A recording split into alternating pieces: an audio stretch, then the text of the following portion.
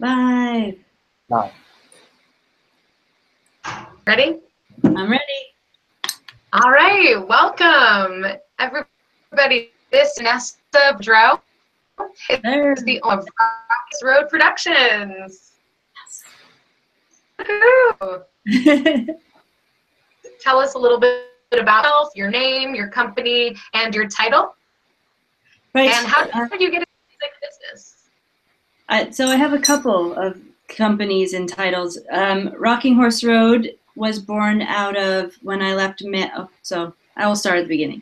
My name is Janesta Boudreau. I come from Halifax, Nova Scotia, Canada, and I started in music being a secretary at a music company, a full-service music company. So when I started there, I sort of got to dabble in the concert promotion stuff, the PR side, and the record label side, and then I went into management, where I was for, I think it was 6 years. And then when I decided to leave management, I decided to start Rocking Horse Road. So Rocking Horse Road is a full-service music licensing company. We have a pre-cleared music library, one-stop sync artists, a new thing we're launching called Coversion Music, which is sync-focused covers. And aside from all of that, I am music supervisor at Frontier Developments, which is a UK video game company based in Cambridge. And I don't sleep much. It's fine. Good for you. And how did you get into the music business? How did you decide that this was for you? That was weird. So I had a lot of friends who were in bands, and I always knew that I loved to be around music. I loved the live show vibe. I loved the, like, even merch selling and promoting, and I just was so into that, but I cannot play a lick. I can't play. I pretended I could for a bit. I wanted to be a bass player in a band. When I was 14, that was all I ever wanted for my whole life. I got a bass too, but it just, my hands are small. It didn't work. So I decided, I guess, upon leaving high school, that I would make a leap and go through the business side. So I took a BCom, which is a commerce degree, and I learned what I could about business. And then when I graduated, I was really lucky to land at Sonic Entertainment Group, which was the music company that I started off at as the secretary. So really, really lucky. But yeah, I went through the back way. Awesome. Yeah. That's great. And so what's the best way to, like, build trust? So I imagine, like, throughout your career, you've had to build a lot of relationships with people, you know, to get to where you are, like, starting as a secretary. Yeah. So what's the way to build trust once the relationship is, and how do you build relationships? I'd say you got to put yourself out there, which is very uncomfortable, especially when you're new. You just have to do the cold calls or emails, cold emails. Go to the best thing about Canada is that we have Music Industry Association events. So I started off going to Music Nova Scotia events, and then East Coast Music Week, and then eventually Canadian Music Week, and then you get into the, you know, New York stuff. CMJ was around, South by Southwest. But you really, if you're in it just to do business all the time, it's not necessarily the best way. You got to be yourself, go in it, be authentic, know what you love and have your passion, and just sell yourself on, you know, this is who I am, this is what I do, this is what I do well, and let's go get a drink or a coffee. I feel like just walking up to people and trying to pitch yourself all the time, you'll get a reputation as that person that just is pitching themselves all the time. And nobody wants that. People want authentic connections, even though it seems like not so much these days, but it's definitely the way to get to me, and it's the way I've gotten to many people. You got to go out there and actually meet people in person. For sure. So along those lines, it's like, how do you meet or network with music supervisors such as for film or TV or video games, like in person, virtually, like what are the best ways to go about networking? So I would say in person, however, and I don't want to piss anybody off, but I've been to networking events where a lot of music soups will go, they'll do their panel, and then they're out. So I guess just ask around, ask your friends who have been there, ask online, check out reviews of last year's event and who sponsored it and who's sort of responsive when you ask them questions. People are there for authentic reasons. The big, sort of very established and very, very busy people, that's who everyone wants to get to, but that's not necessarily the best, you know, don't jump into South by Southwest if you're just starting with your first demo necessarily. It's a waste of money, really. So figure out where your friends have been. Go to conferences where they bring in Music Soup's special to be there and to network at the events. I don't think you have to start off going to a big LA event at all. Just find something sort of on your level where they bring people in to speak with you and that you can meet with them. You can get one-on-one meetings, or London Sync sessions, for instance. Over in Europe, the sync scene is really inclusive, and they have sync drinks and they have sync sessions. They have ladies in sync now, where you can go and you don't even have to pitch yourself. You just make those authentic relationships, and then you get the cards, and then you can follow up. But again, authenticity is key, and I think picking the right events for your level is really awesome, because you can meet a young supervisor who's just starting out as well and get to be friends and grow together in the industry. When I was like managing a band, we were both young together and we grew up together. We learned a lot together, and yeah, you don't have to go big or go home. Like, start where you feel comfortable and just grow with the industry. You don't necessarily have to spend all your money to go somewhere huge or go to the big guys first. Such great advice. Thank you. So what differences, what differentiate music licensing market booking versus in film, television? What are some of the major differences there? So it's actually a lot different depending on. So I went to my head of audio to help me with this question because he's seen it all. He's been there longer than I have, a couple years longer. And he had the same job somewhere else before. Jim Croft is his name. He's excellent. So TV and film is quite linear. You can have a scene, you do your cinematic piece or your ambient piece. You know where that music is going in scene. You can be, you have to edit perhaps to fit it in if the scene gets edited. But for the most part, you know what you're scoring to. Within a game, when you're licensed to write for a game, it's usually a per minute rate. And the amount of music that you have to deliver can vary depending on the game. So whereas Frontier does open world games, you can fly around space in Elite Dangerous for 4,000 hours, or you can build in Planet Coaster for 4,000 hours. We don't want to fatigue the listener. So our composers have to be able to write in stems. They have to know when they can sort of do branches and sort of be able to realize and conceptualize how the tracks will be coded.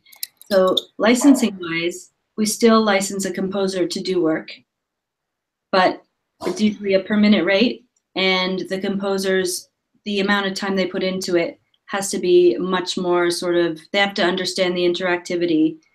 So it's more, I don't want to say it's more conceptual than film, it's not, but it's a completely different style of writing. It's something I could never do, honestly. It's crazy. Wow. Yeah.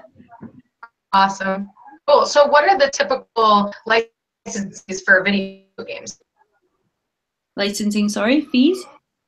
Fees. What are the typical licensing fees for video games? Right. So games themselves, it depends on, like anything, the usage. So in games you have I think maybe not more, but when we talk about diegetic and non-diegetic uses for music in film, it means that if you put the car stereo on in a movie, that would be diegetic use, where the song is actually coming from the radio and then it fills the scene that way. Non-diegetic would be, something creepy's happening and you start hearing the ring. In games, we have a lot of non-diegetic use because it has to set the scene. If it's a linear story, even games are not 2 hours long. They're really long. And if it's an open world game, then it's, infinitely long.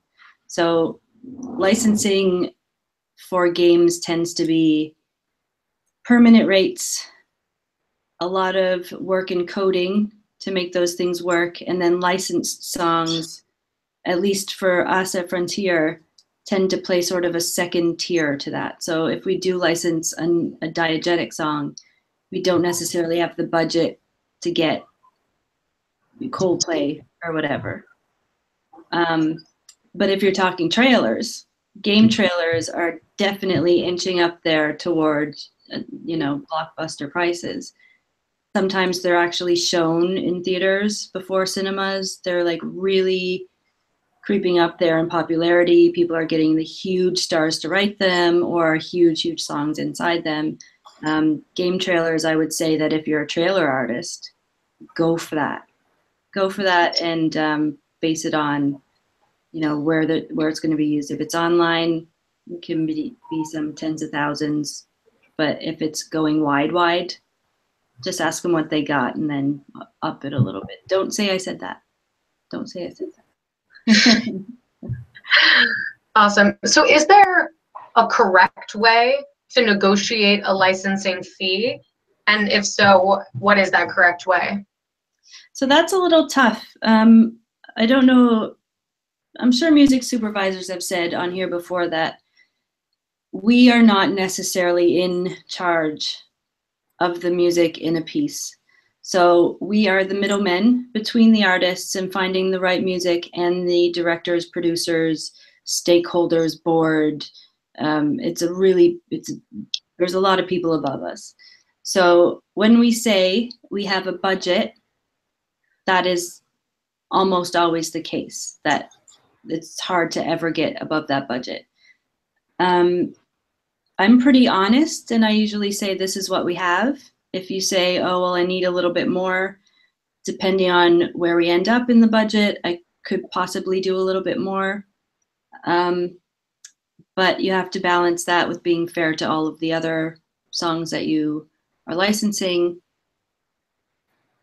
But use what I say, I would say, as a baseline. Ask if there's any room to move. If I say, oh, I don't know, what are you thinking? That means there's a little bit room to move. If I say absolutely not, don't double it on me and say, well, you can only use it if you give me double. Well, then I can't. Like, I really just can't afford to do that for you and not everybody else when I have this amount of money and need this many songs. Just can't do it. Yeah. Doesn't hurt to ask, but be flexible. And if you aren't flexible, that's cool. But if you see the value in being in a game, if it helps you in any way, reputation wise or social media or whatever, it could work both ways. Great. So how do you discover new music? I have a wonderful, wonderful, wonderful right-hand woman at home that runs Rocking Horse Road while I'm here. She's younger than me and cooler than me, and usually she's on the cusp of it. So she will give me tips on the new good stuff. Other than that, my partner and my friends are all, when I talk about tastemakers, I got some good ones around me. So that's really helpful. But there are music soups who make music playlists, which are really great. The Spotify new music stuff, I kind of check out just to know what's going on, but that's sort of not my taste, like Radio Top 40 or whatever. There are some good industry magazines, Music Week here in the UK, or Billboard, just to keep a finger on the pulse of what's going on. But I still don't mind just going through YouTube and doing the whole down the rabbit hole. Love it.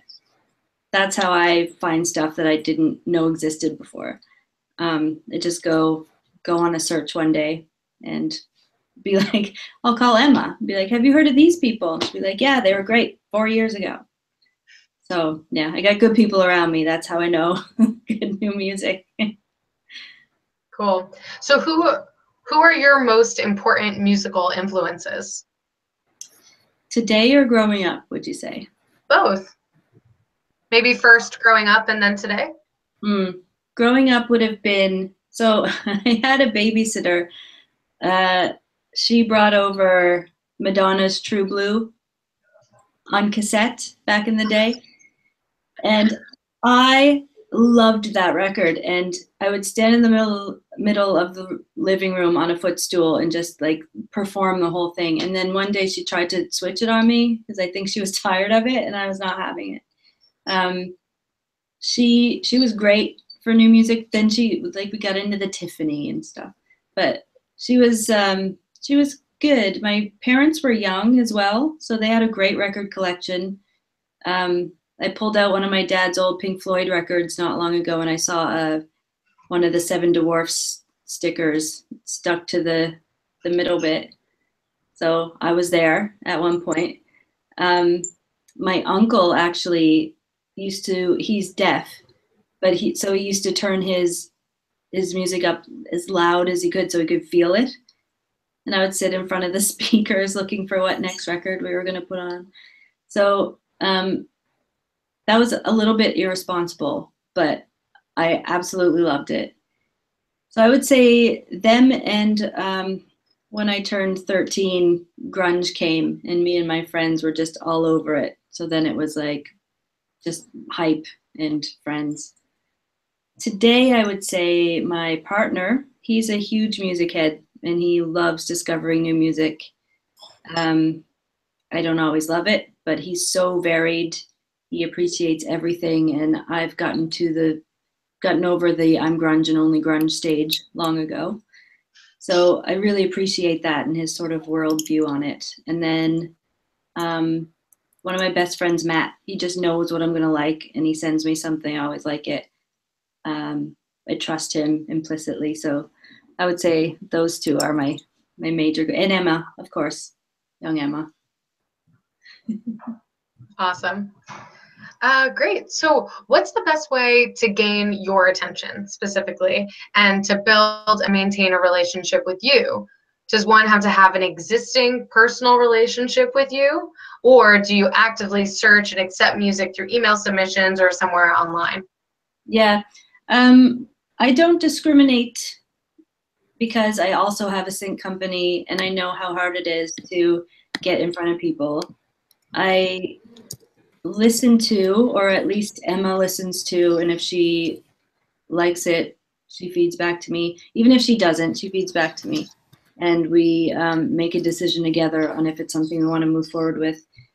I am open to taking links, no MP3s. I don't love downloads, but links to music. I love knowing what you've done in the past. Where do you come from? What's your story? Have you had other singers before? Do you know, within the music supervisor thing with Frontier, within that capacity, have you ever written for a video game? Have you been featured in a video game? And this is mostly composers because we don't do a lot of licensed music. But beside that, I really am better in person. So if we meet somewhere and I get your card, I'll remember your face. It's just much easier to make a personal connection when you're meeting in person. So, come out and get my card or pass me yours and then follow up. A lot of people don't love follow-ups, but you know, every 6 to 8 months, if you check in, I'll write back. I might put it away in the to-do list for a couple months tops, but I'll get back to you. I don't believe in not responding to people, although sometimes you do get just so busy that you have to take a break. I know that a lot of people want their music placed. I think the biggest thing for me is just know your stuff. If you have instrumentals, that's great. If you have an idea of where you think your music could be placed, that's even better. It means you've sort of looked around, checked it out, got to know what the sync scene is. Know your rights. If you have a major publisher and a record label, you don't need me as a sync agent. But if you're putting your stuff forth for a supervision project, like a video game, just let me know that you have a major publisher and a label, because it's possible that they're already on my list or that they've already sent it to me. Just be honest. Be honest up front. Be yourself. Be authentic, and just know a little bit about sync. Just a little bit. It does help. Awesome. So some people prefer to work through third-party pitch services versus directly interacting with a music supervisor. What can you tell us about working with pitch companies and what to look out for? So I work with pitch companies all the time. I brief out not too often with Frontier, but when I do, it's mostly a couple publishers and pitch companies because I trust them. They've sent me great stuff before. They know their stuff. They know their catalog. And having one myself, I know that is their job. It's their raison d'etre, is that they want to get their artists in something. So they're super passionate. And what's the second part of the question? Would you recommend it? Yeah, what can you tell us about working with pitch companies and what to look out for? I would be careful. Some of them want to have a piece of your publishing. If that's the case, you might as well get a publisher. It's just, I don't know. Different people have different styles, and that's okay. But for me, a pitch company is someone who will take a fee or a commission if they get you a placement. If it's a big monthly fee, unless it's a big, widely known company. But smaller companies who want a monthly fee or who want to take a piece of your song for doing the work, there are other people out there. Don't fall for it, unless you really, really, really trust that they have your interest at heart and you're willing to give that up. But just shop around. Be very careful, and just do your research. Google, put in sync company or pitch company. It'll bring up the big ones. Then it'll filter it down. We started small. We're still not huge. We have a one-stop market with Rocking Horse Road, but we get briefs in and we deliver on brief. So that helps as well. So you're not getting put forward through the pitch company for stuff that doesn't fit. So if I was Janesta Artist and someone who was always just putting me forward no matter what the brief was, people would then see Janesta Artist and think, I will never listen to that girl again. Who is repping her? They put her forward for everything. It never fits. That's where you get a bad reputation. So I don't know a sync company who does that. I've never come across them, but just ask them. And when they don't get you syncs, you can ask them what they might have pitched you for. But again, it's where your song fits. And if they don't get that brief, they're not going to pitch you. And it's not because they don't love your music. It's because they don't want to be those people who keep selling Janesta Artist when Janesta Artist doesn't fit, because then you look bad. You look bad, they look bad. Sync companies are my go-to. That's what I do mostly when I need new music for my supervision projects. Because you can't write to every artist. It's really tough. Like, you'll get too much in. So having that line of defense, basically, where they filter it out for you, they know what they're doing, they know what the rights are. It's just, yeah, it's just so much easier. Yeah. Cool. So, in your opinion, what is the fastest and most efficient way to find supervisors who are interested in accepting music? That is super tough. Yeah. I've not ever come across the perfect way, but there are ways. So this site, for instance, is a great resource. IMDb is really good. If you get IMDb Pro, you can usually get a email address of a soup that worked on a certain movie or film, or see what's in pre-production, post-production, whatever. However, if you see that they have an agent listed, just go somewhere else. Those are the ones that are hard to get to, and those are the ones that you should try and meet in person. That means they probably don't take unsolicited pitches. Getting to a music supervisor, I don't know. Some people, it's hard. Some people hate cold calls. Some people don't mind them. I don't mind if a composer sends a reel through, because I need composers, and people need music. If they get back, that's great. If not, don't hound them. But definitely do your research. See what else they worked on. If you have a style that fits, a Coen Brothers film, even not one that they're working on, but one that they've done, say, oh, this song could have really fit that. And if they agree, that's really cool. You got a little in there. You're like, oh, they really know their stuff, and they can match that aesthetic. But it's a tough one.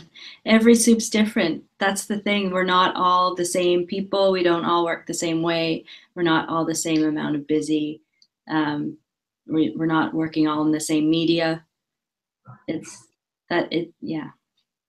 as good as I can do for them. Yeah, no, that's great. Thank you. That's great. So what are the top music styles and genres of music in video games versus in other areas? Super easy. It is. It's insanely easy. Although all games have a different style. But when you're thinking, especially of trailers, you're thinking of hybrid orchestral, which means orchestral with a little bit of electro in there, a little bit of tension, and then big strings.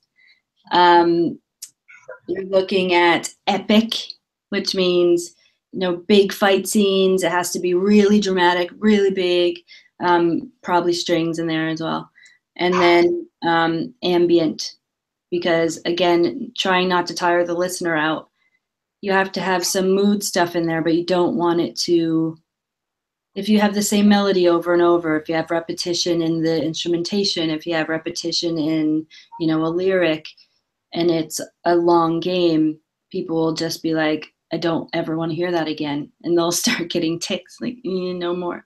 So really good ambience is key too. So ambient, hybrid orchestral, and epic for trailers, I would say.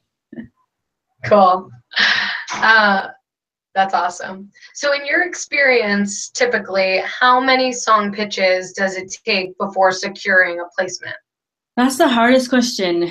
It depends on if you're an artist, if you're a composer, if you're a pitch company.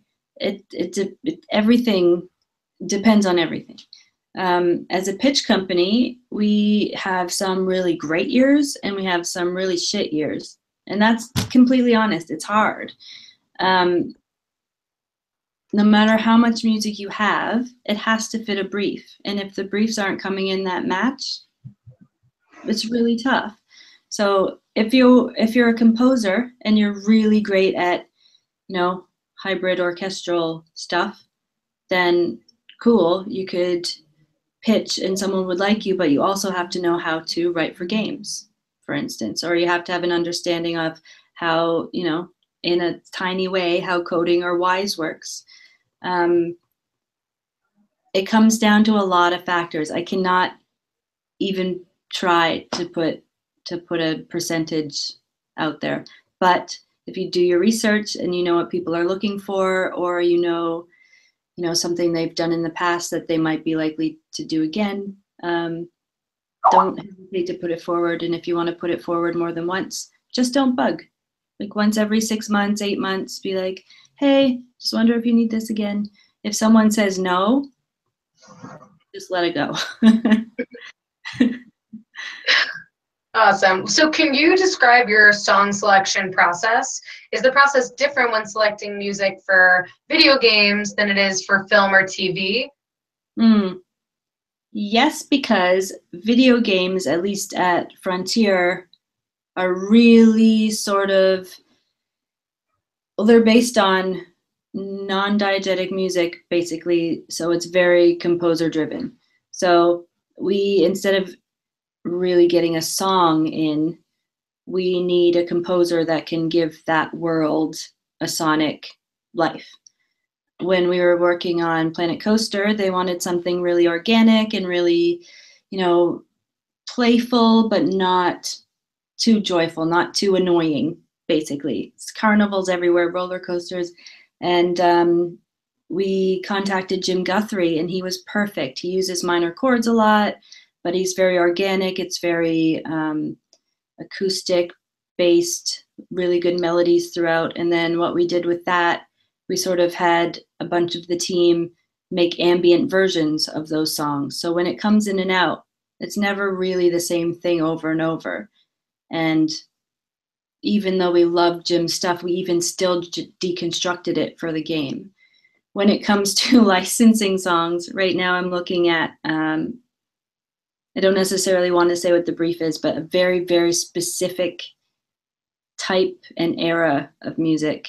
So anyone who's probably ever sent me anything would not have worked for that. Just tough. But as much as I can love artists, like no Rocking Horse Road artists are in any Frontier games, for instance. We don't do double dipping and stuff, but also it just doesn't fit because the games are very composer driven. And right now, looking for, I'll say it like 30s to 70s Caribbean funk. That I just don't got that, That's so interesting. I just don't got that.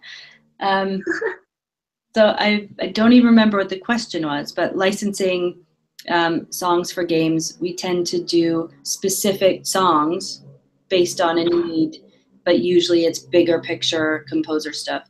And sometimes we need different composers. Planet Coaster had, I want to say 6 to 8 different composers who had different strengths. There was the flat rides, there was the coasters, there was the, the organic stuff out here.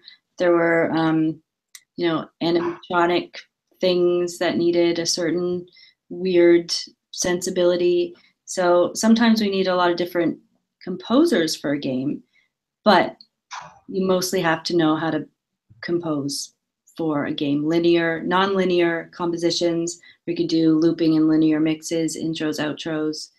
I have no idea if I really answered that question anymore. Yeah, I mean, is there like a list of like step by step for your song selection process, or is it? No, I mean, you're doing great. Yeah, sorry. So the games, no. If it would be so much easier, if so, but every game, I guess like every film, but every game has its own sort of life. And because the players, at least in Frontier games, inform their own gameplay, you have to set a world up and code it to do what it's supposed to do. You can't be like, I want this movie to have all, I don't know, Foo Fighters songs and then license those and that'd be cool.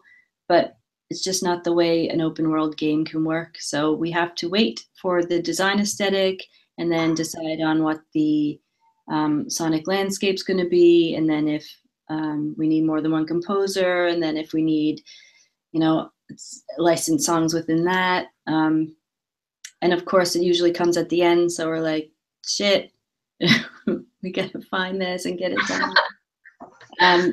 I would love to have a, a step-by-step, now we need folk music and it has to sound like this. And these are the bands that we can choose from. But in games, it's no, not our games anyway. It's just, it's a living, breathing thing that you have to sort of work with and not tell it what to do, kind of.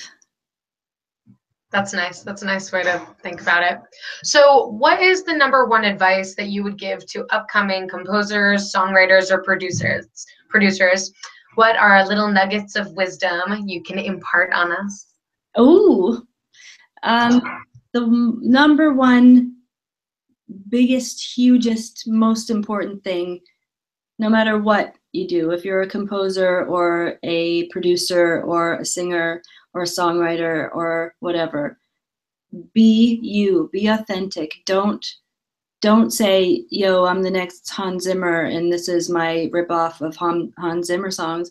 There are tons of those. Or we could go to Hans Zimmer or one of his people who write his songs with him, If you are really authentically creative and passionate about world music with a disco slant, cool, tell me about that. That is what I want to know. And then I want to see examples of it and I want to know why you love it. If you're a singer who loves only Icelandic chants with, an EDM background, cool. Like, tell me about that. That's really great. But I don't love when people say, I can do anything. Well, that's great. Some geniuses can, but there's a genius young composer we have working on our new game who we know is just so good at this thing that we wouldn't even ask him to do other things. Like this is where he's genius. So find where you're genius, find what you love and what you're great at, and don't pretend to be other things. Don't even bother, because then it just dilutes your brand and your product. It's not worth it. Interesting. Cool. So what is the biggest mistake that people make before working with you, whether as a songwriter, composer, producer, or music publisher? Biggest mistake. Oh, geez. You're going to get me in trouble out here.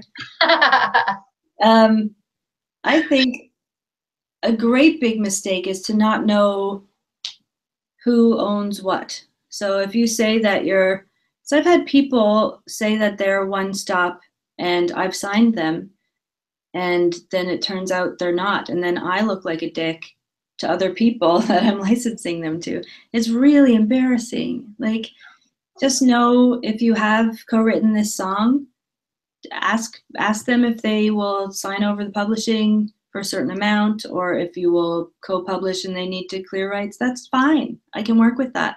But just know before we get to the point of no return, because that just is the easiest way to sour a relationship. Other than that, biggest mistake, going back to what I said before, don't pretend something you're not.